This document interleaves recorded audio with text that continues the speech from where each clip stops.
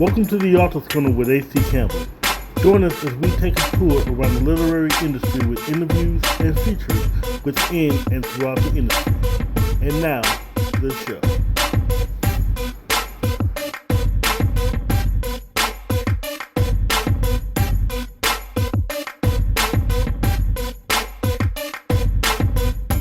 Welcome to the Author's Corner with A.C. Campbell, Pen Sistahs Publishing Special. I'm your host, as always, H.D. Campbell. Today, we're going to talk to the two sisters of Pen Sistahs Publications, and boy, they're deep in and out of the organization. My first chat will be with Tamyra Griffin. We're going to talk about life, her books, Pen Sistahs Publication, being an author, publisher, ghostwriter, and we're going to talk a little bit more about life and the industry. Then we're going to have a deeper conversation with Niki Jilvontae. 71 books. I don't know if you guys heard me. 71 and counting books.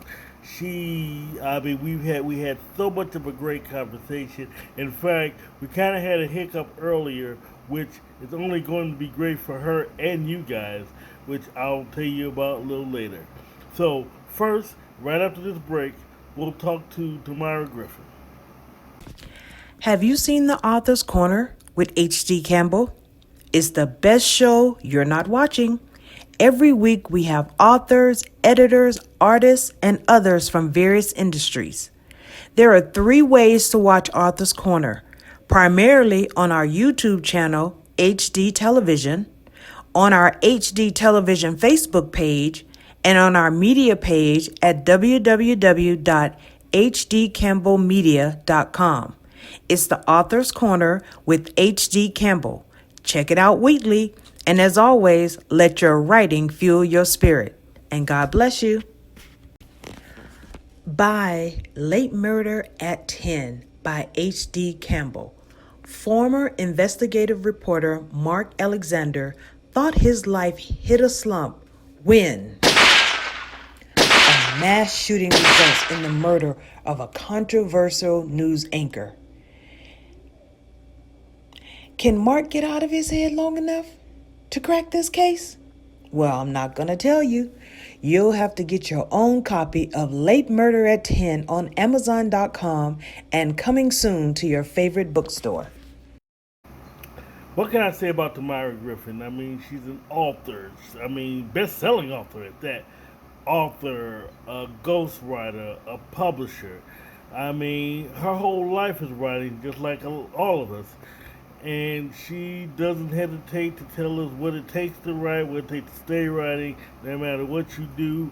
So I'm going to quit talking and let you talk to her. I've only been writing professionally. Actually, I just had my 5-year anniversary last week. So 5 years in the game professionally.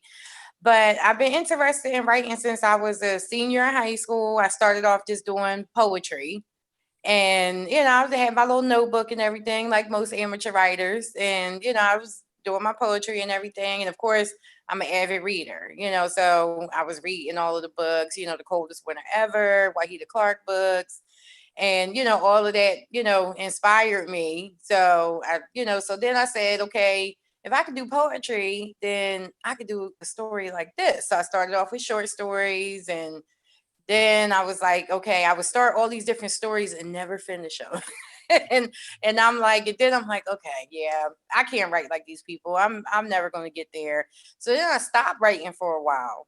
But then I started back with the poetry.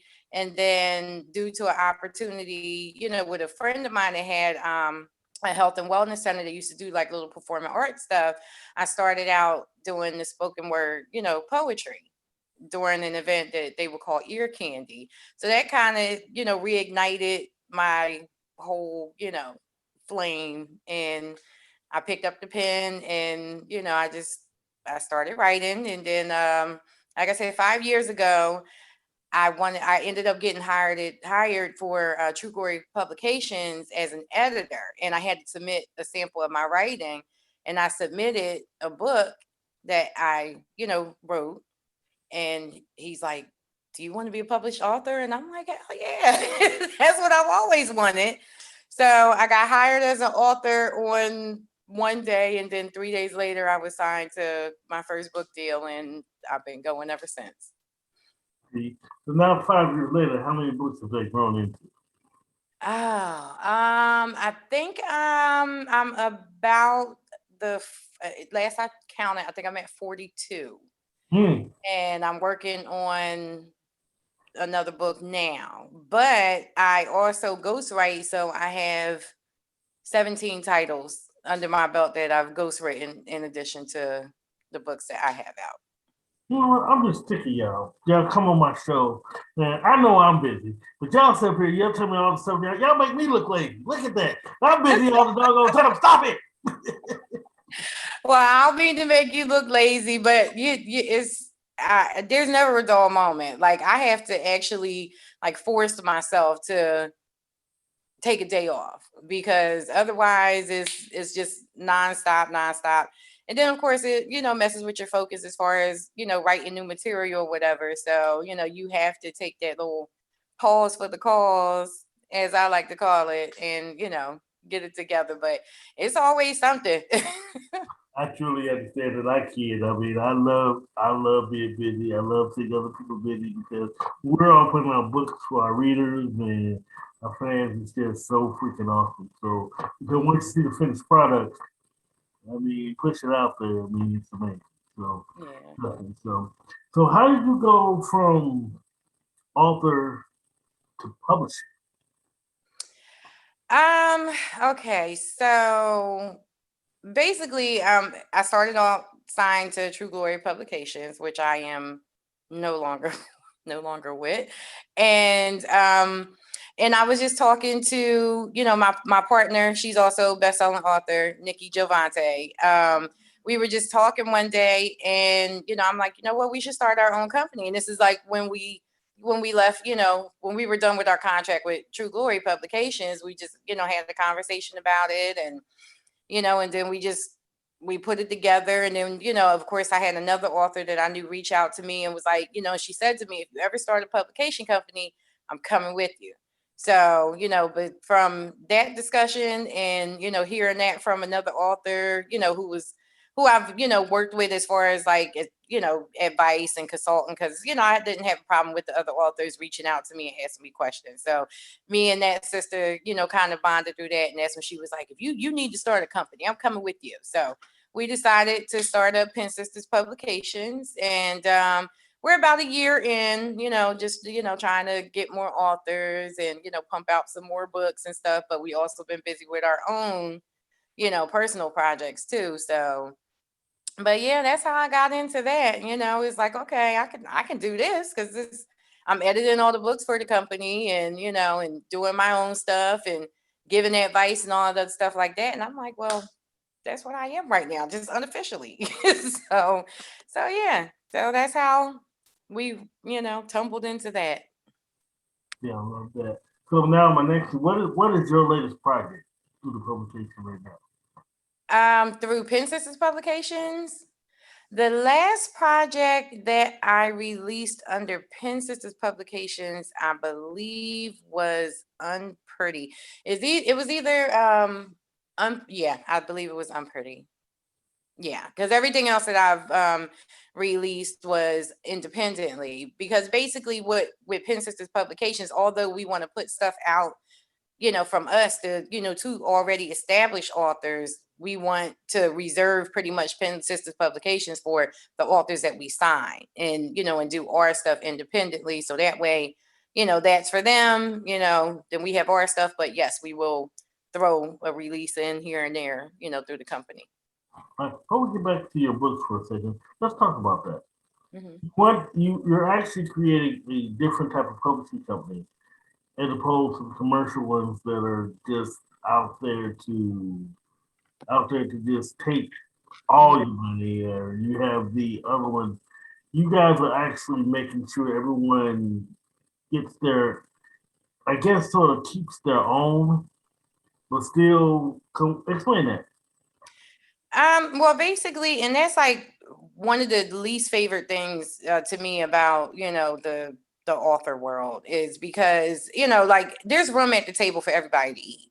So, and it's like, even though you might not be able to get signed to a commercial company, one of the, big publishing houses or whatever, I still don't think that should be an obstacle. That's why you have the smaller publication companies. So that way you do have those people who are serious about writing and, are good enough to, be published, but it might not be picked up by commercial people, so that way everybody has an opportunity to try to at least, take a crack at, their dream, their passion. So, that's why we decided to do that. Oh, well. Now, I want to get back to you for a second. You are a best-selling author. So explain to me actually tell me some of your best-selling books that you have, a couple of them that you have. Well, I've been blessed because all of my books, I think, except for maybe 2 or 3, made the bestseller list. And of course, the series of books that I have out that really, really put me on the map was the Point of It All series. I like when in the Point of It All was my very first book, and I was like super duper duper. I was so shocked at the success of that book. Because I'm like, yo, at first I was all nervous, and my old publisher used to tell me, like, you need to calm down. Like, calm yourself down. Don't worry about the numbers. Just, write the book. We're going to put it out there. You have to build your reader base. So, magic's not going to happen overnight, and gave me the whole spiel to try to, calm me down. And then when the book came out, and, and he's like, yeah, it's like I think the first Point of It All made it up to like number 4 on the Amazon bestseller list. That was like the highest ranking of it. And I was just blown away. I was so blown away because it was like lightning in a bottle. So that series is 5 books to that series. They're all bestsellers. Fictional Love was another big one for me. And there's 2 books of that series. It's so many, but like all I can say is that I'm blessed. I am so thankful to my followers and my readers, because of course I wouldn't be able to put best-selling in front of authors. And sometimes it just like really trips me out, especially when I see I'm getting, sales from the UK and stuff. And I'm like, what? Like, what? So now that you're 5 years in, I don't care. I don't care if it's in 5 years, 2 years. If you become bestseller within a certain number of years, you're already an OG. So we just gonna leave it at that. You're an OG. So my next question is, what do they personally saying about you? What do they love the most about you? Oh, just like thinking back to some of the reviews, like, pretty much just they love the grittiness, the rawness, of the stories. I do a lot of romance / erotica. Like I'm a diehard romantic. So, so pretty much that's where a lot of my books are coming from. But, with some persuasion and influence from great people like, Niki Jilvontae and Lynette King, I've been trying my hands at, other different things, like the book Me, Myself, and Ayana, that was about like a split personality and everything. So yeah, like a lot of the people really, really love the erotica aspect of my books. And I think apparently I must be good at that, because I've had a couple aunties slap me like, what you doing writing stuff like that? Do you do stuff like, so it's just, I just like to keep the stories real, I pour my heart into everything, of course, that I put on paper. So, and I'm glad that my fans pick up on that that it's real. I'm telling real, not real stories. Everything's fiction, but it's just, real stories. Just you feel every emotion. So, and if you do that, I'm doing my job. And that's what a lot of them say. Awesome. So before I change gears for a second, tell me some. I know this is like choosing between your children, but tell me about some of your favorite books that you've written. Well, definitely the first Point of It All is my favorite book. And another book that I have that is kind of, I would probably say my second favorite child would be Blood Ties and Lies, because that was kind of like, that was a little bit different of a story for me to write. Like, yes, there was, there was a romance aspect to it, but also that was like me trying to get a little bit more street with the stories and stuff. So that's another one that's a favorite of mine. Fictional Love definitely is one of my favorites. And Daddy's Princess, His Rider. That one is another one of my favorites as well. There's 2 books of that series. Awesome. So, yeah. Between you and me and everybody out there, what influences these stories? You funny.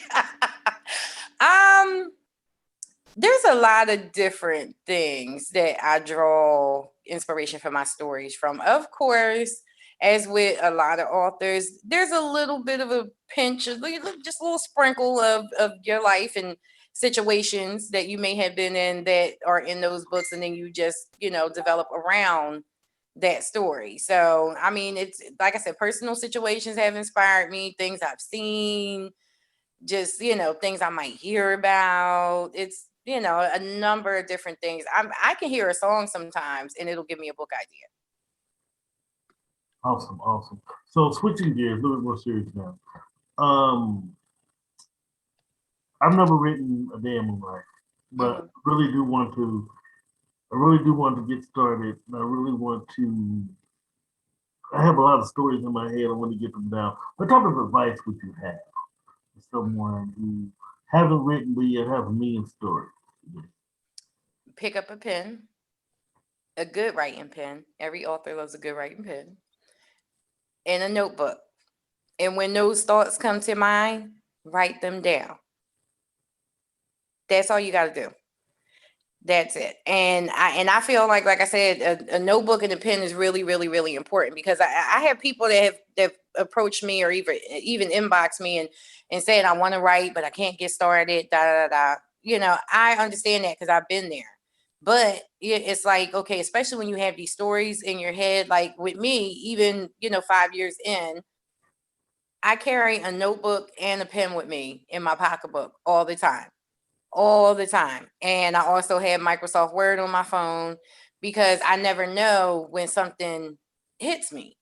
So, and so I want to make sure it's written down. So even if you get to that point where, okay, you write it down and, you want to do something with that story, and you forget about it for a minute, you get distracted by something else or whatever. When you go back and you read that, it re-inspires you. And that kind of was like the trick for me. It was like, okay, you go back and you read that, and you kind of refocus on that. So that's why I feel like it's important to write it down as soon as those things get into your head, those stories. Write it down. Okay, I'm speaking as someone else now. When I say this, 'cause I know a lot of times we get pushback as authors like this before, like, okay, but you're best-selling author. You've been writing for years. You make it look easy, but I don't write, so I mean that's easy for you to say. Mhm. What would you have for someone like that? I would still say the same thing, because even when I wasn't writing, that was my thing. Just write, get the pen, get the notebook, and write it down. Because and I find too, like I said, when you go back and you read it again, you're re-inspired. But you just, I kind of feel like if you don't do that, you lose it after a while. Or you, like, say for instance, there's times, and I get so pissed off at myself when it does happen, especially in the beginning. If I don't write something down immediately, or very soon after I get that idea, it's not as clear to me as it is. But see, a lot of people suffer from what I suffer from when I first started out and didn't even have the editing job or the publishing deal. You feel like you can't write on that level. You feel like you're not good enough. You never know. Because, like, for instance, with the point of it all sat in my laptop for 2 years, because I didn't feel like, nah, that story's not good enough. That's not the one that's going to, get me published. That's not this, that's not that. Sat there for 2 years, and that's my most popular book. So you never know what you know what you're sitting on until you got to try it. You just have to do it. You have to try it. Never doubt yourself. Sometimes that creeps in, but you got to, tell that voice that says you're not good enough to shut up, and you push through and you do it. I love that. I love that because you have a lot of authors. In fact, I personally deal with a lot of authors myself who are new, who have that problem. And like you, I started out with a notebook and a pen. I tell you, I used to wear out my quarter stores notebooks a while Mm-hmm. when I was Yeah. younger. So Mhm. you have to do that. You have to write. I'm like you. You basically just telling people be like Nike, just do it. Exactly. What you can do. Exactly.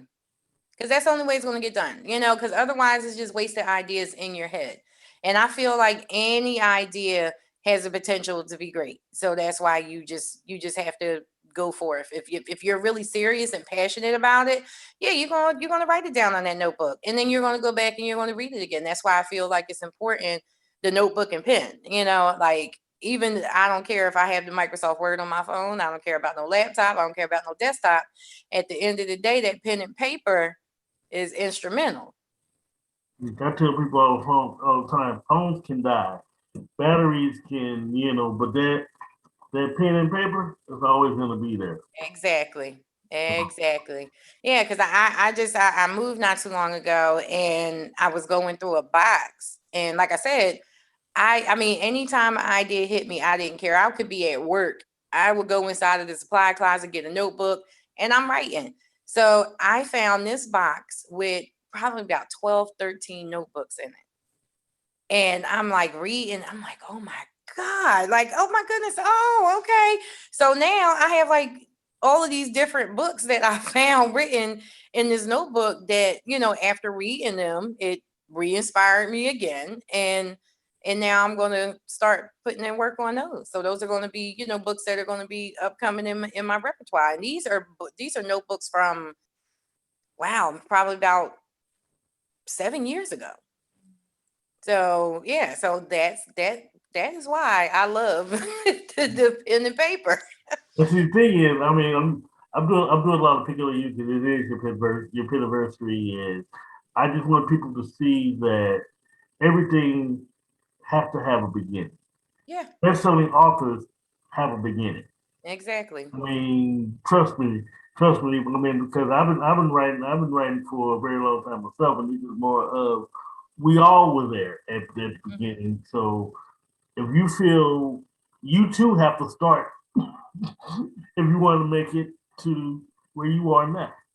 And I still have more growing to do. It's just, there's a lot of talented, fantastic authors out here, and some of them haven't been born yet, and that's why like I said, just do it.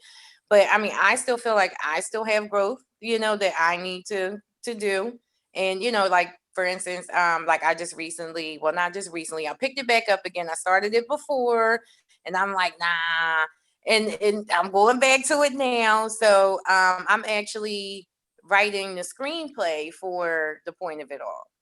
Something I've never done, never wrote a screenplay before. And I know they offer all these different courses and all of that stuff like that.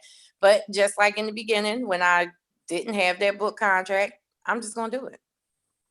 I'm going to do it. I did my research online, took some notes, and I started on it. So, we'll see what happens. Yeah, beautiful. I love that. So my next question for you was there anything that you're currently working on now? That was actually gonna be my next question. So this is the screenplay for The Point of It All. Yeah. What's currently working on now? Are there any books that you're currently working on as well? Yes, I am working on a book called Sauce When She's the Plug.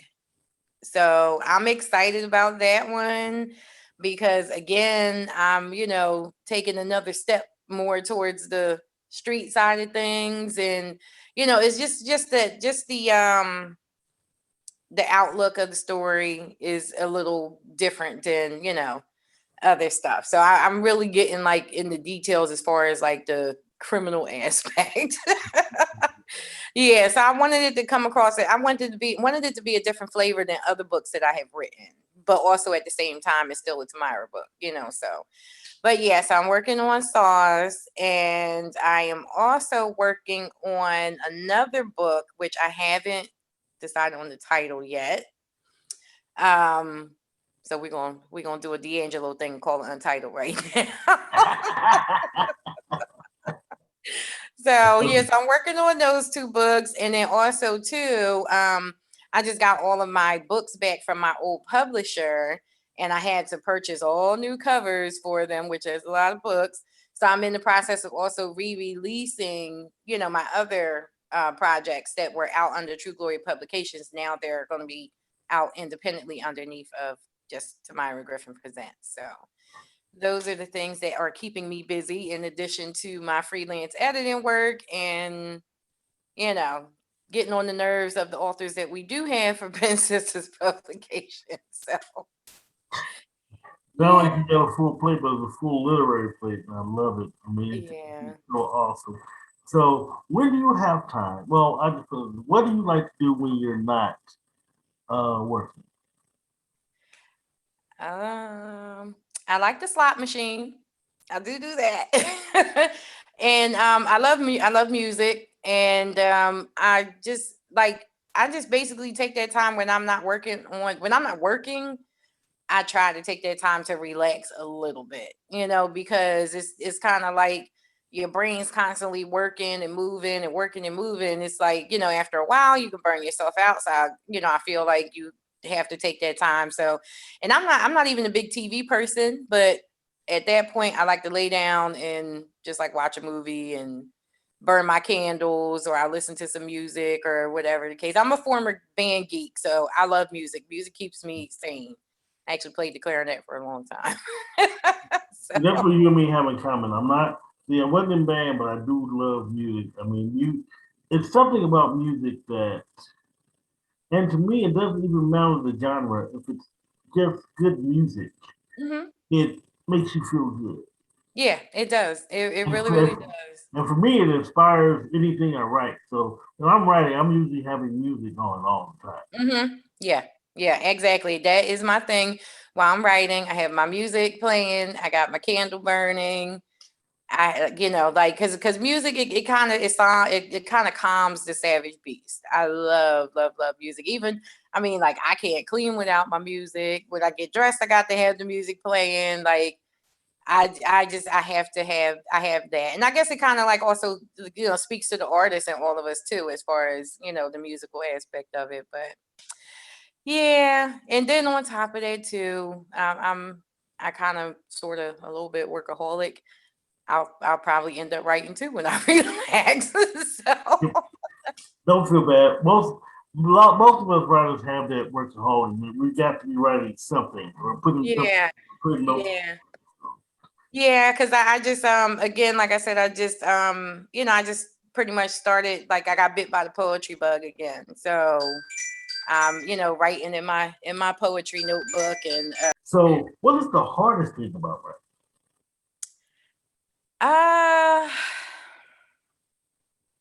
Where do I start? I think the hardest part about writing probably would be, I think that we're our own worst critic. That to me is, that's kind of hard, because you get started to write, and I don't know if other writers, I know people I've spoken to have said the same thing. When you start the beginning of a book, everything's flowing, you got a groove going on and all that other stuff like that. Once you get to the middle of that book, it's like, Lord. Okay, number one, before you continue, I ain't tell you to stay out of my business because you're in my business right now. You're talking about me. So stay out of my business. Go ahead. But continue. But yeah, that beginning of the book is good. It comes out. You're in the groove. It's fire, but then when you get to the middle of that book, you kind of hit this lull, and it's like, okay, Lord, where do I, it's you get kind of discombobulated because of course, how you want the story to end. That's the easiest, now those are the two easiest things, the beginning of the book and the end of the book. That middle part, that is what is most difficult about writing, because you don't want your reader to lose interest. You don't want to stray away from the story. You have to have that continuous flow from beginning to end. That middle part drives me nuts. I feel you. I definitely feel you on that part. Yeah, like that is the hardest part about writing. And another hard part, which you have to have a thick skin, because again, when I first started out, there was a couple of times where I wanted to put down the pen. I was like, what the hell with this? I'm just no. You have to develop a thick skin, because I love my readers, don't get me wrong, appreciate and love each and every one of them.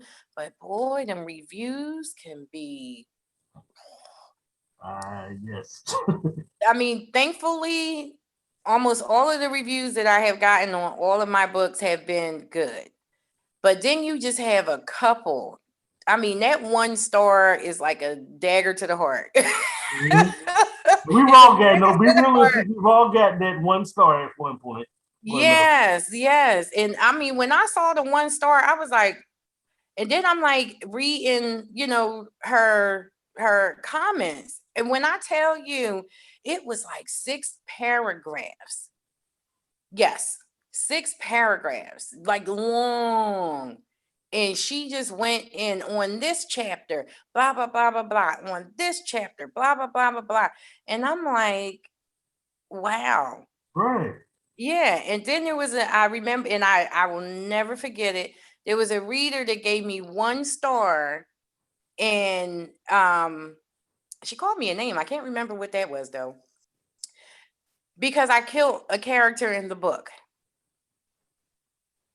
That's Yeah. it? Yes. I got 1 star because she was pissed off that I had killed one of the main characters in the book, and she was not happy with me she was not happy with me about that. Wow. Yeah, so like that's another hard part. Because like I said, some people can be just everybody's entitled to their opinion, of course, but it's just some of those, you can be like, what in the world? Like, they, did I personally do something to you? Right. What did I Yeah. do to you personally? Yeah, exactly. But like I said, you have to develop a thick skin. Like and what a lot of people don't think is that the authors actually go and read the reviews. I read the reviews. I read them. And and at this point now, yes, if I do get a bad review, I'll be like, oh, I'll feel some type of way, but not to the point where it used to bother me back then. Especially if they're giving me some constructive criticism, I'm gonna listen. These are the people that are buying my book, so I welcome your input. So, like, and even if it's a bad review, it's something I can learn from now. So now, okay, yeah, instead of, being all of my feelings, like, I don't want to do this no more, I kind of, I take it into consideration. And, if it's something that I can learn from, that's fine. Like, and that's like another thing, another tidbit of advice for writers: never be unteachable. Never be unteachable. You can never stop learning. So, yeah, those 1 star reviews though, those hurt. I just want y'all to know that. Yeah, because trust me, I know they hurt all of us. Don't feel bad. They hurt us all. Mm-hmm. So trust me, I feel you. So my next question is, how can we get to know you? How can we buy your book? How can we learn more about you as an author, as a publisher? What can we do? Well, of course, I'm on Facebook at Tamyra Griffin, and then I also have the author Tamyra Griffin page, and then Pen Sistahs Publication has a Facebook page, and also on Instagram as well, Pen Sistahs Publications and author Tamyra Griffin. I do have a Twitter page, and it's Tamyra Writes, but Twitter confuses me. Don't laugh at me. Don't laugh at me. Twitter confuses me. And then they have that the character counter. You can only put a certain number. Yeah. So I don't really mess with Twitter like that, for real. But yeah, Facebook and Instagram are where you can find me, as well as, Pen Sistahs Publications. My books are available on Amazon, of course, barnesandnoble.com, Apple Books, Google Play Books. I think you can find them kind of everywhere. eBay. Yeah. So yeah, all of those places they have my books, and I've been blessed. And like I said, it's all because of the readers, and the people, that support me. So yeah, you can find them on all of those places. I'm in the process of building a website. So once that's finished, that'll be available too. And I'll be selling the books and a little bit of merchandise. And yeah, so that's where you can find me. Awesome. So my next question is, I know I've already asked you if there was anything you're working on. Is there anything coming out soon or anything breaking within you or Pen Sistahs Publications?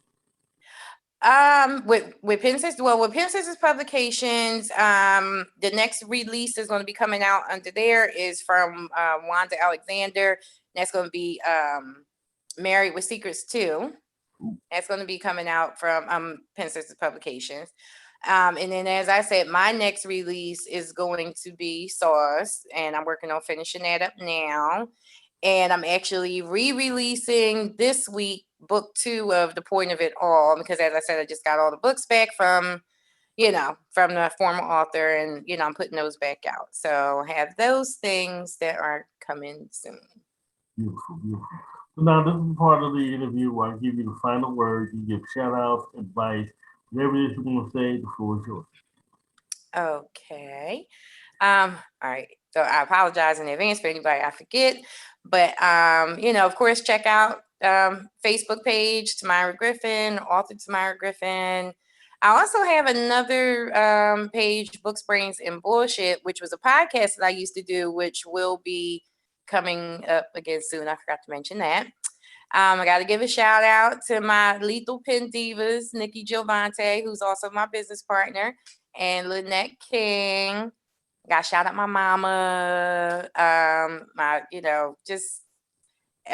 thank you. Shout out to you. I appreciate that. Who else? Oh my God. It's just everybody. My sister, Amanda, my dad. I do have to really give a special shout out to, I used to be engaged, right? But we're not together anymore, but we're still very close friends. I give him a shout out because at one point I closed the laptop and did not open it back up. And he encouraged me to open back up again. And I've been doing my writing ever since. So thank you to Nelson, Big Head. And my babies, and just my whole family, all my readers, all my supporters. I love everybody. Like, I really appreciate all the love and support, because it's awesome. Like, I still don't realize what I'm doing right now. Like, it's crazy. Like, I still feel like I'm just like regular old Tamyra, but then it's like, I just happen to write books, which is something I love. And it's, so thank you to everybody that loves and supports me, and really appreciate everybody. It all started with this. This is how I started, going to the local supermarket, writing stuff down, writing stories. People can tell you when I was a kid, growing up, I was always writing stories down in notepads, and I would just fill up a bunch of notepads, and oh man, you would just imagine stuff I would write now. So I'm glad you guys enjoyed the talk with Tamyra Griffin. Up next, we're going to have a talk about life in and out of Pen Sistahs Inc., family, and more. Even after 20 years, readers are still captivated with How to Lose a Black Woman. Now, in its second printing, follow the story of Bruce Williams. Shall I say, mild-mannered school teacher in search of love? Using social media, prayer, and a lot of trial and error, Bruce fights to learn what a true relationship is all about. Filled with original poetry by H.D. Campbell, it's a lesson from one young man's point of view. Buy How to Lose a Black Woman on Amazon, Barnes & Noble, Smashwords, in your favorite bookstore, and even on his website at www.hdcampbell3.com. And as always, let your writing fuel your spirit. Do you need editing and formatting services, promotion, or do you need a press kit? Let H.D. Campbell Productions put together a package to suit your needs. Let us handle your promotion, editing, press kits, photography service, and a lot more. We even do custom videos and videography. To learn more, log on to www.hdcampbell3.com or email us at hdcampbell3@msn.com for a free brochure. You can also contact us on Facebook, Twitter, Instagram, Pinterest, and LinkedIn. We guarantee professional services at reasonable prices. Check us out, and as always, let your writing fuel your spirit. Welcome back. I've been doing this show since 2009, and I've had all types of conversations. I've had funny conversations. I've had serious conversations. I've had so many types of conversations, but none come more real than the conversation I had with Niki Jilvontae. We talked about life in and out of Penn Sistahs East. We talked about family. We talked about writing being a family affair. We talked about the industry. We talked about jealousy in the industry. But I'm going to be quiet because you're just going to have to listen to the interview. Here it is. Our life is very busy. Author life is very busy. People just don't know. And we were just talking right before we started recording, and like people just don't understand how busy just writing is. Much as Yes. It's a very tedious process. They think it's just simply putting your pen to the paper and no, you have to write in a way that makes sense. You have to write in a way that's entertaining. You have to make sure the storyline flows. And then that's just the first part. Now there's marketing, there's advertising. They have no idea. And trust me, if you trust me, this is not a career for thin skinned people. This is not a career if you this just not a career if you don't want to A, work hard, B, don't have a thick skin, and C, just realize all the work it entails. That's right. You sure right about that. And you got to have a purpose that keeps you going, because like it's so much in our industry that people don't know. It's a lot of stuff that happen in our industry that can be discouraging. So if you don't have that purpose and know why you're doing it, you'll easily give up. You'll get discouraged and not do it.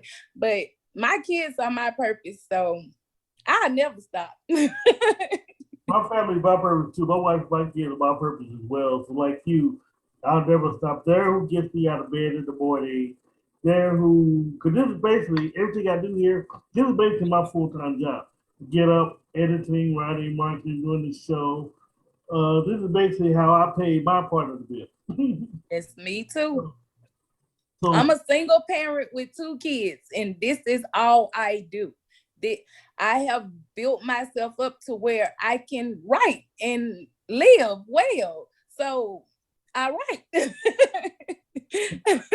other thing people don't realize is you have to build yourself up to where you can maintain yourself and still take care of your family.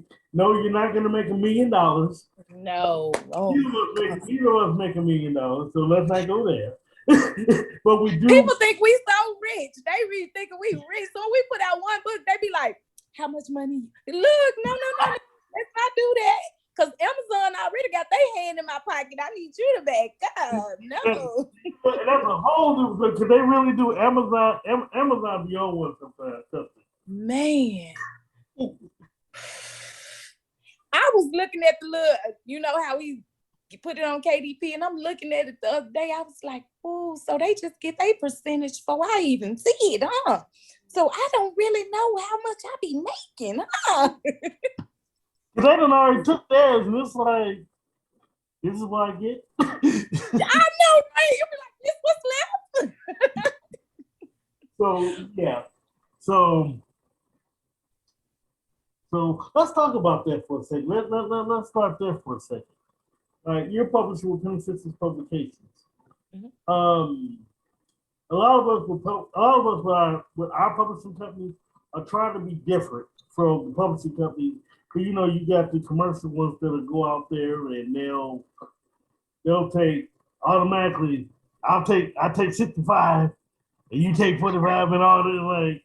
But write the book. But we come out different. How are you guys different from other publishers? Well, we're just 50-50. You give us 50%. We keep half, you keep half, because we're in a partnership. We're not your boss. We're providing you a platform so you can be where you want to be. We're not your boss, we're partners. So you get half, we get half. You're gonna write good quality work, and we're gonna do everything else for your work to get out there to the masses. And that's how we really tell our authors, because basically our company is for our authors. Both me and Tamyra have published one book or maybe two under our company, but the company is more so for our authors. I had a company before this called Pen Hustlers Publications, and I did the same thing. It was not for me. It's just for me to provide a platform for other people, because I remember being an author, not knowing I was an author, but, you know, being a writer and giving my manuscript to people that just wouldn't give me a chance.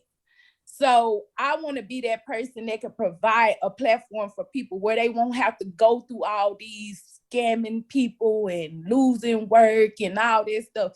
We transparent at Pen Sistahs Publication. We let you know what we expect of you and what you can expect of us. And that's just how we try to provide the platform for people, give them the help they need.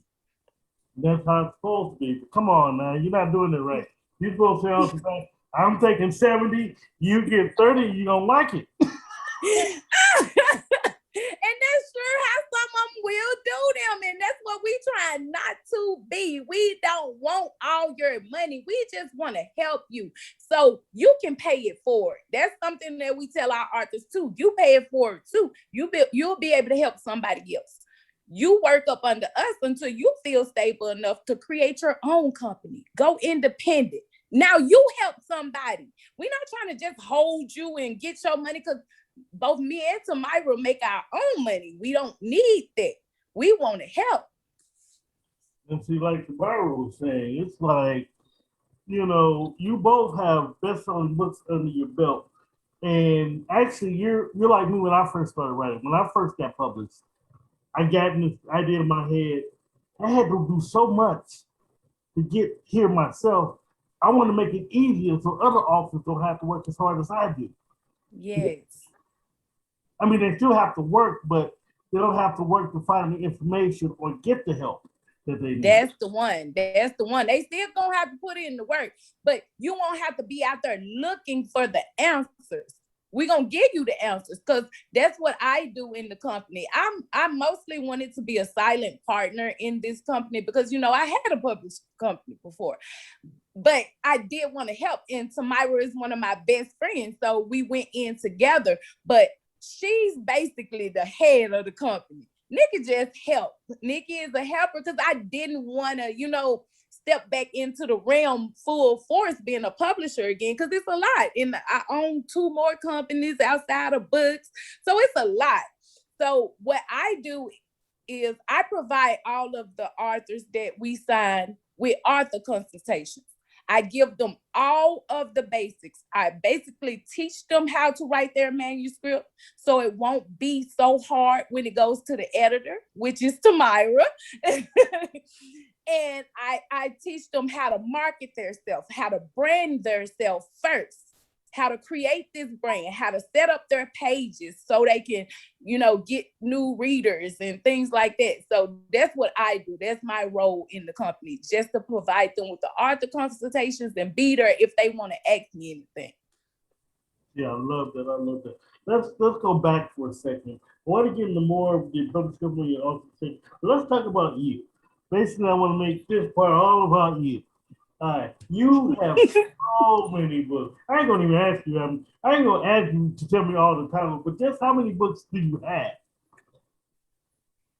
For my self-published 71, but I'm also a ghostwriter. I've ghostwritten 18 titles as well, but for myself, 71. Oh, see, yeah, what I said. I'm gonna every time. Now, before I go any further, main reason I want to talk to you was because it's like I love driven people, and you are so driven. It's like every time I turn around, it's like, I mean, we speak to each other, but it's like every time I turn around, hey, I got another book. Watch out for it. And it's gonna be best. And you know what? And it's always best selling. And you are so driven. You're so what keep I'm now we said this earlier, it's your family, it's everything that keeps you driven, but what keeps you personally driven? Uh, just being, just being, I'm spiritual, so my spirituality keeps me grounded a lot. But me, like you would have to really know me. Like read one of my books specifically, Broken Crayons Color Best, because that's the book. It's an autobiography. It tells you my life. So if you knew how I grew up, the things I've been through in life, you would kind of get why I'm so driven. I've come from a really chaotic background. Most of my books are based off real life, so I'll just say that.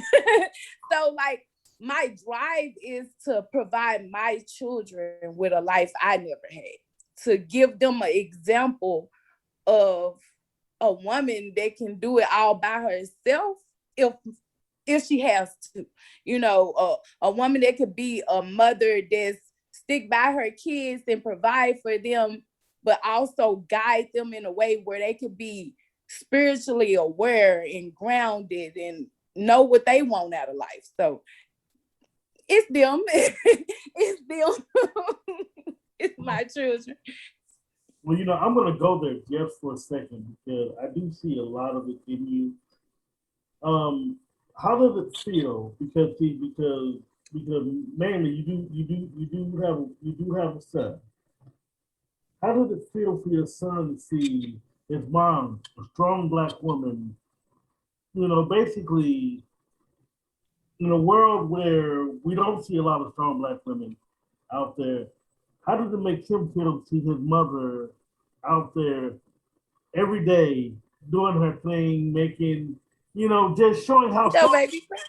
You gonna make me cry because my son is one of my biggest fans. My children, I have a 20, almost 21-year-old daughter, and I have a 13-year-old Asperger's syndrome son. My son is autistic, but he's very high functioning. And his admiration for me is outstanding. Like he always bragging on me. I could just be simply cooking dinner and my son comes in the room and be like, look at you, mama, making dinner. You so amazing. Like he hypes us up so much. He loves his women. He always say that, y'all my girls, I love y'all. And he tell everybody, my mama is the best author in the world. She got 300 books. He tell them, she got 300 books. Like, I love him. He's pretty cool. I like that. He is. He's such an amazing boy. He is. and that's what I'm talking about. You put out an image out there. Even when I see your Facebook stories and what you posted, and it's not even just about being an author. Everything you post is about being strong, being out there, branding yourself, putting yourself out there. I love that. Yes, because that's basically my life.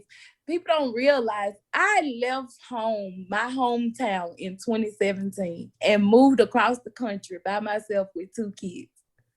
And I've been here in California since then. I left Tennessee and haven't looked back.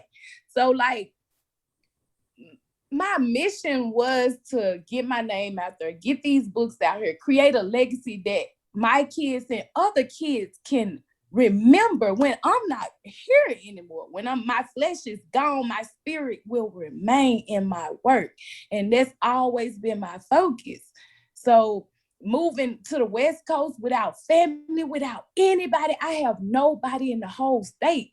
But we've been here 4 years and I don't regret leaving at all because my focus changed when I got here. Without people, you know what I'm saying? Somebody you can go, oh, let me go over here. Or, you know what I'm saying? I'm going to call them and help me. Without all that, you focused on yourself. You finding your strength. You finding your wings. And I have found them. So books became so much more to me. Like, I wake up at 3 a.m. before 3 a.m. I'm up at 2, but at 3 a.m. I begin writing every day. Every day from 3 a.m. to 6 a.m. I'm writing. After that, I'm a teacher because my son still was on homeschooling. So he was, on virtual school. So I still get up and go teach him. But books was always my main focus after them. And it's going to always be my main focus because that's my livelihood. Oh, this is so beautiful. So let's go back a little further. What got you into writing? I've always been a writer. My mama said I started reading at 3. I was the little girl. I wrote my first story at almost 6, and I won a contest at church. And then I was always the little girl. Cousins come over, they know what I want to play and they ready to go because I'm finna play school. I want to be the teacher. Words have always been the basis of my life because after going through so much stuff and seeing death and all that stuff so close to me at young ages, I learned to find my solace in books. I found my solace in the pages. I was able to release all of my pain, my anxiety, my fear, everything when I open up the book and start reading. Because now I'm that character. I don't have to be me no more. I don't have to go through what Niki going through no more. I'm this character.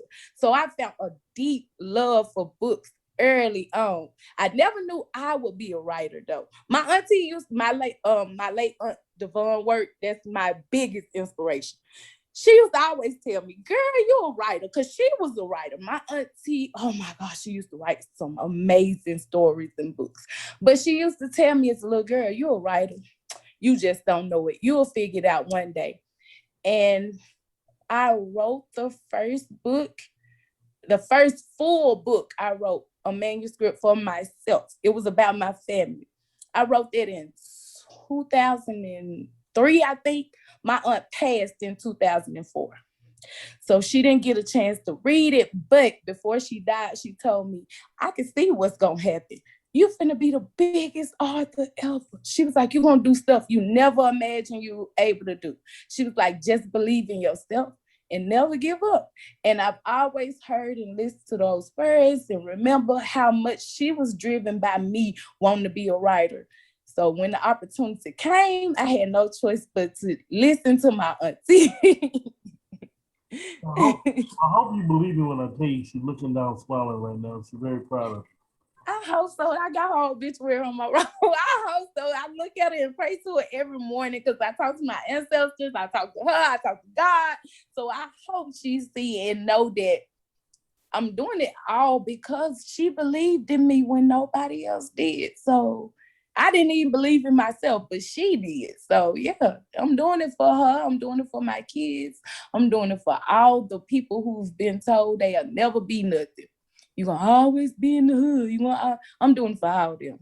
That's why I write the books that I write. My next question, but this question might or might not, my interviews are recorded. Mm-hmm. So in this part, here's going to be edited out.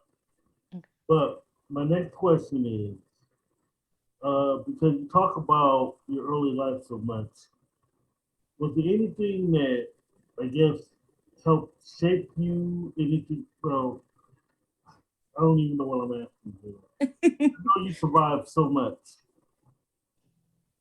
I guess what I'm asking, what's the worst thing you survived to this point? You said what's the worst?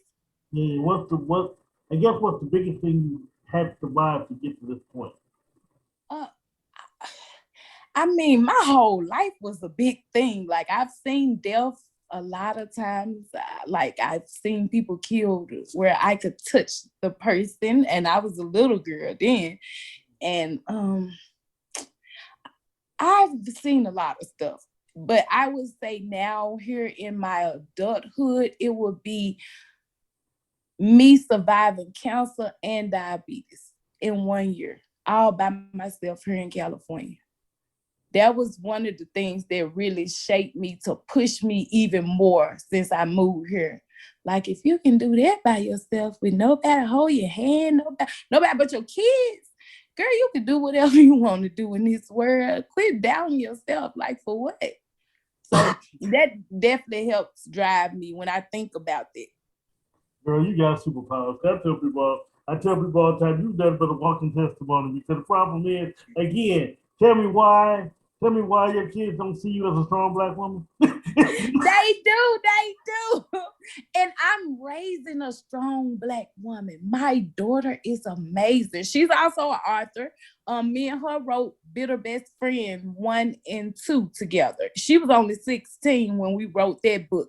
And we stayed number 2 under Dean Koontz for 2 years, that book. 2 complete years. It didn't move from number 2. Right up under Dean Koontz. He was number 1, we were number 2. She's an author. She's a psychology major about to finish her associate's degree. She works 2 jobs. She's amazing too. So she's very well tested. She's not even created a bigger problem because I had a hard enough trying to lock you down for an interview. Now I got to try to lock her down for interviews now. What's wrong with you people? Make sure you get her. Because, like I said, I know that's not going to be the last we hear from her either, as far as writing is concerned. No, because she want to be one of the United States renowned neuropsychologists, and I really think she could do it because her brothers was driving her. You know, since we know he had autism, we've been doing, different things as far as diets. The way I love on him is designed just for him. So, and she wants to help other kids. Because my son was nonverbal. I brought him from nonverbal. They told me when my son was diagnosed at 3 that he had no state of mind. He would never be a real person. They told me to institutionalize my baby. I took my baby home. I prayed on my baby. I talked to God for a week. And when I say I talk to God, me and God have different kind of conversations. Some people hear me talk to God and they be like, baby, God know me, honey. He know how I talk. Me and him chop it up. So I talked to him and told him, I gave him every worry I had about my baby. When I woke up the day after I talked to God, God told me, baby, your son is fine. I started loving on my baby and pleading victory over my baby. This not going to control you. You have autism, but it doesn't have you. Now my son is 13 years old. He's going to the 8th grade. He has a 4.0 GPA he's maintained since school began, since he started school. He takes all mainstream classes for pullouts. He's the most social child you will ever meet. You wouldn't even know. Most people tell me, I didn't know he had autism. I'm like, yeah, because autism doesn't have a look, baby. It ain't got nothing to do with a look. But he doesn't have a lot of the qualities because we've worked with him. So that's what's driving her to be a neuropsychologist. She want to be able to give that to other kids. And she's also an ABA therapist. So she's able to implement those things we've did with him on other kids, on her cases. So yeah, it's a lot. Yeah, you serious favor though. It's funny but serious. Never stop being that influence that you continue on being on your kids, on your readers, your friends. Never stop being that because everything. I'm not gonna say everything you touch turns into gold. Well, actually, it does. But everybody you touch gets inspired. I'll just say that. And that's great. And see, that makes me feel like I'm fulfilling my purpose, because as a spiritual alchemist, I know that's what I'm here for. People ask me, why you always so happy? Why you always so positive? First of all, I'm not. Just know that my duality is very real. Just like I can be the nicest, most encouraging person in the world. Oh, baby, my dark side is just as bad. However, I know how to balance it now. Now that I'm more grounded, I know how to balance it. So yes, you see my light side more than my dark, because I like to spread light. So they always, oh, why you so happy all the time? I'm not, but that's what you gonna see, because that's what I want to spread into this world. It's enough negativity. Why the heck would I get on here posting negativity? Oh, I'm miserable. No, I won't. You'll never catch me doing that. I'm not happy. The sun ain't shining right. No, that right. I'll be like, why did you post that? Like, what Facebook gonna do? Facebook can't help you, baby. You better ask God for something. They do too much. Loving it. I'm loving it. So you said you have 71 books. Okay.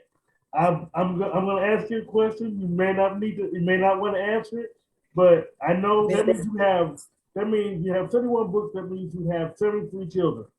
So that means, can you tell me at least a couple of your favorite children? Oh, the Misfit series, by hands down. I just finished that series, hands down. That's my best. And I'm going to tell you why. People don't know this, but I'm going to tell you why. I really feel like I be trying not to say this out loud, because people already swear I'm cocky, and I could have sworn I was one of the humblest people I know, but that's okay. This one I could be cocky on, because this is one thing I'm so proud of myself for. People don't know that the Misfit series was never supposed to be a series. If people really know my writing, they would know I put out On the Run Part 1 in 2014 as a standalone book. It wasn't even gonna be, it may have been a series. I may have built up to the series eventually, but it was just one book. Then the second book in the series, I wrote as a standalone. It had nothing to do with that first book. Nothing to do with it. The first 4 books in that series really had nothing to do with each other at first. But after I finished the second book in the series, me and my daughter, because this is how I write, I talk out everything with my daughter, because she's a writer too. She just don't like writing, but she is. But yeah. So we talked it out. And I was like, Mercy and Mayhem and On the Run. Jeremiah, because I had just wrote Portrait of a Serial Killer. I said, Jeremiah seemed like he could be related to one of them, don't he? My daughter was like, yeah, because how they killed that little boy and had sex in his blood, that seemed like something a serial killer would do. I said, it does. And that's where it was all sparked. It sparked then. I went back. I had just finished Portrait of a Serial Killer. I went back and read through it like I usually do my books. And I said, okay, boom. I put something in there that kind of mentioned On the Run, that made you know that he has some links somewhere else. Boom. So the next book, Raised to This State of Mind, had nothing to do with it. It was going to be a standalone. As I got to writing it, I was like, dang, Double D and Tay. They ain't serial killers, but hood killers can mesh with a serial killer. And that's what I did. I said, it'll be cute if Jeremiah had him a girlfriend. Double D sound like she wouldn't be scared of him, because that's his thing, how he murder people. They have to have fear. He smelled their fear. And he met her. I wrote the scene where he met her. And he smelled no fear. I said, yep, there you go. And after that, the whole dang series came together on its own. I be telling people they don't realize that when I start writing, I get possessed. I always tell people that, but for real, I don't know what I'm gonna write before I sit down and start writing. Once I sit at the computer, the characters start talking, and I'm just a vessel. I'm just a vessel. I always say I'm just a vessel because I swear I don't be knowing what's I'm gonna write. I go back and read the book myself and be like, dang, I wrote this. Dang, that was fire. Girl, what you doing? You know, I need to tell you two quick things. Number one, you stay out of my head. You're in my head right now. That has always been me since the first time I started writing. I never know what I'm going to write until I actually sit down and write it. That is always been me. I can't plan it. I can't. They say, well, I'm doing outline. I can't outline it. But I don't know what I'm going to just write. I start writing it, you'll see. Exactly. Sometimes I start writing and then I jot down a little outline, because he could do this next. All right, that might work. But sometimes the character be like, that ain't what I said, and I can't write it. Because my characters I won't say I heard the voices, but I can feel what the heck they want me to write. I can write no, and I can hear in my head, I can hear it be feeling like no, he want me to say nah instead of no. Like my characters have a mind of their own. Okay, I gotta stop you there as well. I don't know if we're related or somehow spiritually somehow connected. That's what it is. We spiritually into.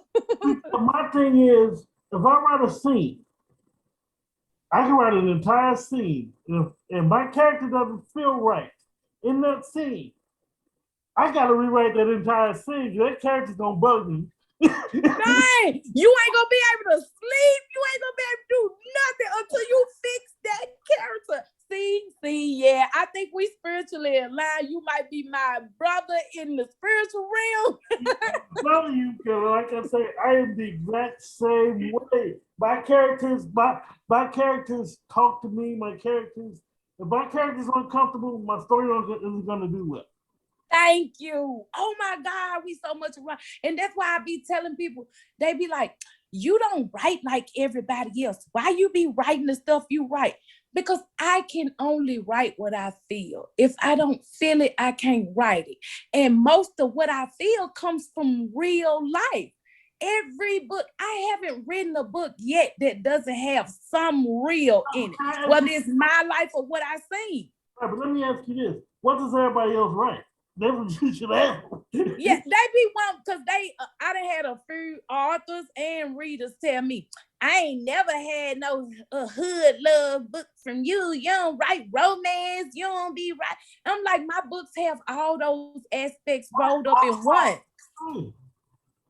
Like my books have all that rolled in one. Yeah, you ain't gonna see no thug love in Chicago book from me. No, because I don't write that kind of work.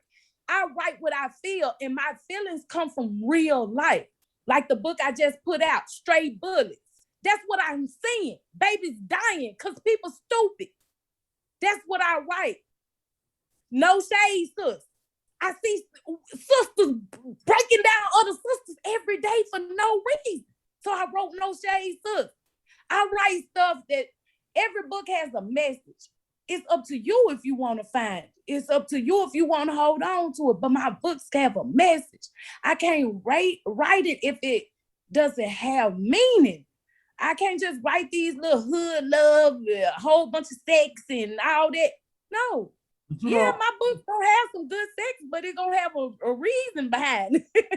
I'm gonna say real quick, you can't cuss myself because I'm about to go there for a second. At the point of not being an asshole, I would basically tell people, there's a million other authors that write what you like to read. You don't have to read mine. Thank you. Why you trying to change me like it ain't 15 more of those cookie cutters around there? You can grab their book. Shoot. I don't get it. I don't get it. Like, why do that? And just say, okay, your book's not for me. I'm okay with people saying that. Oh, your work not for me. That's okay. Because a lot of people can't take my work, and that's fine. But don't try to change me, though. That's why I won't sign with no publisher. Quit trying to change me. Okay, I'm listening to your storyline about the serial killers and everything. That was the other part I was going to say, because I write crime thrillers, too. And because I often wondered, I never wrote a teen serial killer book, but I've written solo ones. I often wondered how killers got together. And you actually wrote a scenario for one. It's like, wait a minute, they do what? Do they go computer data and how does this stuff? See, now I gotta get your books. Yes, please read the Misfit series. I'm telling you, when I first started writing that series, it was so many people because I hadn't delved fully into horror for myself. I had ghost written a few horrors that did dang on good on the bestseller list for them people, but I hadn't did it for myself fully because I didn't think I could do it. I doubt myself a lot. I'm very critical of myself a lot. I think that's what drives me a lot too, because I push myself, but I didn't think I could do it. But then after I wrote it, I was like, serial killers are interesting. Oh, this horror stuff is nice. Like it really is good, ain't it? Y'all could have told me this before. I would have been and wrote this like 40 books ago. Shoot, it's good. I get to get my aggression out when I write like a serial killer. Because like physically I can't harm you, but I could put you in this book and cut your head off, cut your eyes out and make you eat them, stuff like that. I can do it in my book though. Yeah, it saved people's lives. Yeah, if I put it in the book, it's like, okay, I know how to deal with your head. Oh, but I'm gonna tell you something about my writing though. It'll take my best friend. He's my beta reader as well. He liked to give me a lot of flack about my writing because as soon as I write a book, he goes to the news. Either that day or a couple of days after that, he goes to the news, and every time he found a story that actually didn't happen in real life, that's just like my story. So he swear that I be writing this stuff that happened. He said, you the one made that man get ran over. I'm like, no, I didn't. Quit saying that. I swear he do it every time. Yes, Ryan, I'm talking about you. I love you, bestie, but you always blamed it on me. Love it. I love it. Hey, you keep doing it. I love it. I love it, but still. See now every time I get your books, see when I start reading, I'm gonna have to go to the news myself as soon as I get done as well. What she done did now? Let me. See, you gonna go looking at the news too. See, look what Niki then did. Oh my. See, I'm gonna start writing some happy stuff. Shoot. So that actually brings me to my next question. All right. Have you had, I know you've had some quote unquote haters out there, but have you had any real negativity as far as your writing and other people go? Yes. I get a lot of people taking from me. A lot of people take from me a lot. Like I've had people to steal covers. People try to steal my writing style because everybody know it's certain words that I say that I only say in my books because it's a certain Memphis vernacular that I use. I'm from Memphis. We talk different. So it's certain stuff I say, like Maine. I say Maine. Y'all don't say Maine. I see Maine in certain people's books now that's really close to me, so I know you got it from me. Some of them even come to me and be like, I know you just put out this book, but I want to put out one with a cover that's almost just like yours, but I wanted to ask you first. Huh? And it's not just females, it's males too. I get it so much. I get them talking about me. Oh, it used to be to where they used to block me. They used to block me as soon as that, because I always ask the day before I release a book. I don't like just tagging people because that's petty. Like you don't know if somebody wants your stuff on their wall. So I make a post every time I'm finna release a book. I make a post. Who wants to be tagged in tomorrow's release? I always get at least 60, 70 people. Well, they used to wait on me to make that post. That lets them know that I'm finna release a book tomorrow. So I advertise every day. That's me. I'm a promoter. I'm an advertiser. I know how to get my brand where it needs to be. I have a master's degree in marketing. Come on now, let's be for real. I know what I'm doing. So they await to see me start running my sporadic ads. Because I run ads. I ain't gonna tell my whole little spiel on what I do, but sometimes I do a sporadic ad and they know that I'm about to advertise. They will go and report stuff on my page from years ago. I'm talking about, I recently had somebody report a personal status where I was talking about my real self. They reported it. And Facebook, so you can't release your... They don't want me to be able to advertise on this page because they know this Niki Jilvontae page is, kind of popping. So they want me to be blocked on this page. So they'll report the post, and Facebook, without reviewing any damn thing, will block me. Now I can't run ads on this page. But every time they do that, it never works because God loves me. They just don't understand I'm one of his chosen children.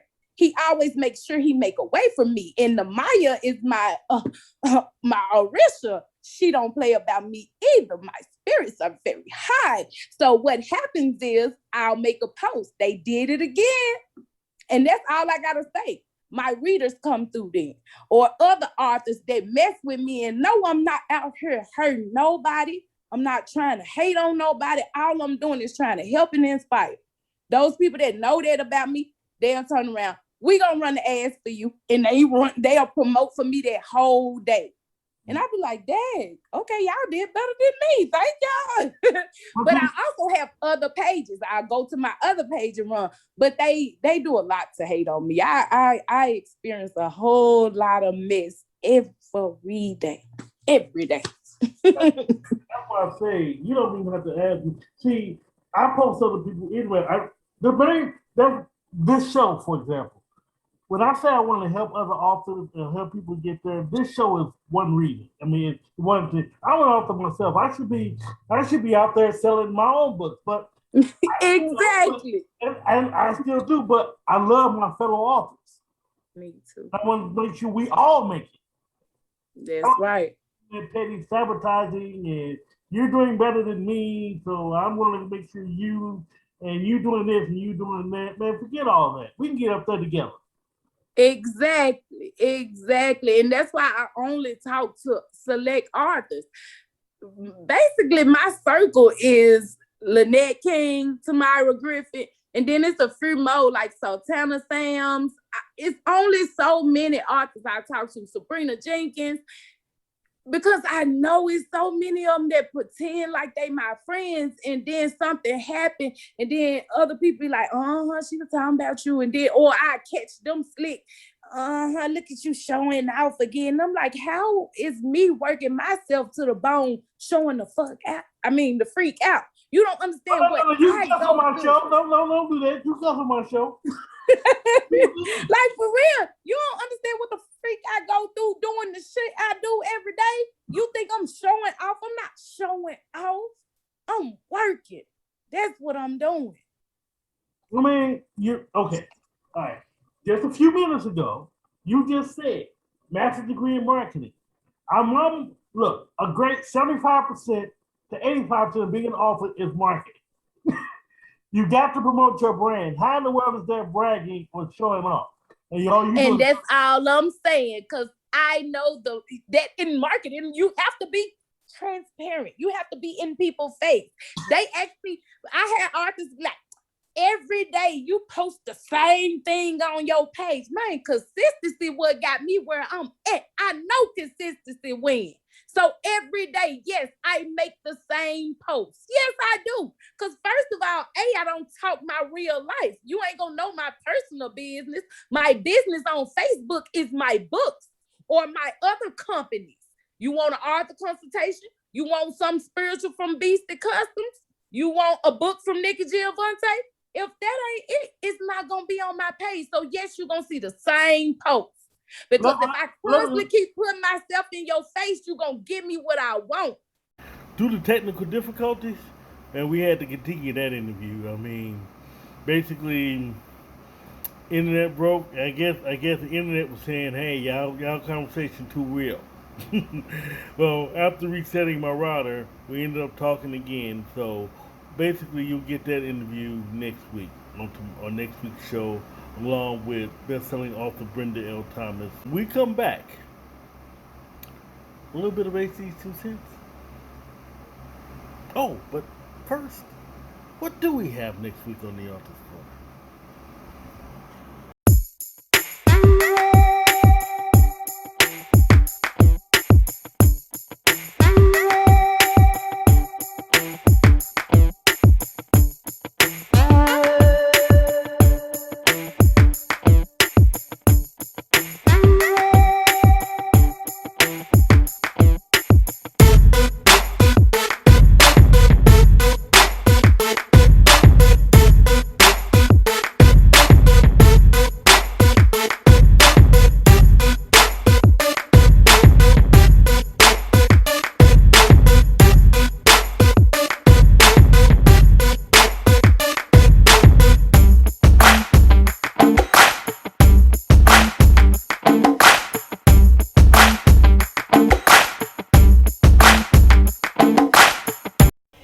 Just who is author H.D. Campbell? He's the multi-gene author who can take you on several trips at once. With H.D. Campbell, you can have a romance, you can track a killer, or even stop an international incident. For 30 years and still writing, H.D. Campbell will take you on trips you've never been before. Learn more about him by logging on to hdcampbell3.com or check him out on Facebook, Twitter, Instagram, Pinterest, and LinkedIn. Read his rewrites of How to Lose a Black Woman and Late Murder at 10 with a new title coming soon. And as always, let your writing fuel your spirit. Coming soon, the second printing of the Sergeant Wise Guy Chronicles, reintroducing you to a special agent, Sergeant Wise Guy, the government's top strategics and agent with a very sarcastic tongue. A former ranger, he heads up a team of specialists taking care of missions too big or too messy or other agents don't want to handle.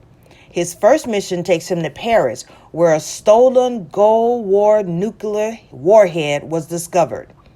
While discovering the warhead's origin, a lost dead love resurfaces.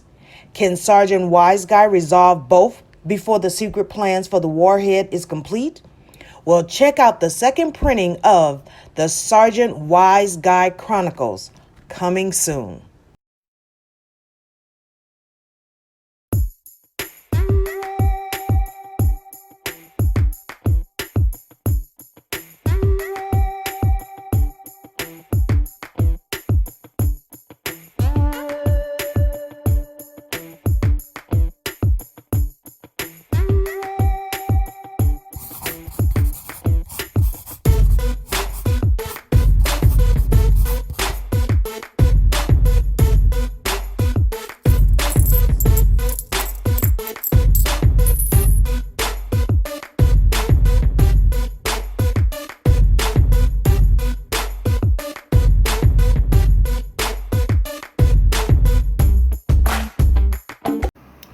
I want to get a little serious on today's 2 cents. I want to talk about humble beginnings, jealousy in the industry, and why we shouldn't even be having this conversation as African American authors. When you want to talk about humble beginnings, I refer to my interview with Timothy B Mccann. I love that interview again. He's one of my heroes, and I just truly enjoyed that conversation with him. But he and Victoria Christopher Murray just recently told the story after the death of the late great Eric Jerome Dickey. When he talked about in the beginning when they all had to share a hotel room, when they was on tour together, and the unity they had, the brother sisterhood they had, and the love that they shared for each other was just so awesome. And I'm really not really understanding the disconnect it is today among us as African American authors. I mean, people like myself and Niki Jilvontae have been in the game long enough to know that there's enough room on the bestseller list for everyone. You know, Tamyra Griffin's the same way. Everyone, everyone I know knows that. So it's not really anything to write home about. But where's the jealousy coming from? The fact that you want to report someone's page because you feel that they're spamming you because they want to sell the book. That's what we're supposed to. We're supposed to sell our book every day. We're supposed to post the same stuff all the time. We're supposed to do that. Instead of being jealous, why don't you take a page out of someone's playbook? Why don't you learn? You have people like Sylvia Hubbard who will give you tips every day. You have people like me that's going to start giving you tips every day. Victoria Christopher Murray is always giving inspiration. You have author Tracy N. Smalls, who I interviewed a couple of weeks ago, who's giving out inspiration. Everyone is giving great inspiration. So what I'm saying is, I don't understand where the jealousy is coming from. We can have 100 people on the bestseller list of African American authors if we all work together. It doesn't matter who number one, who number 100. I don't care if I'm number 101, as long as I'm on that list.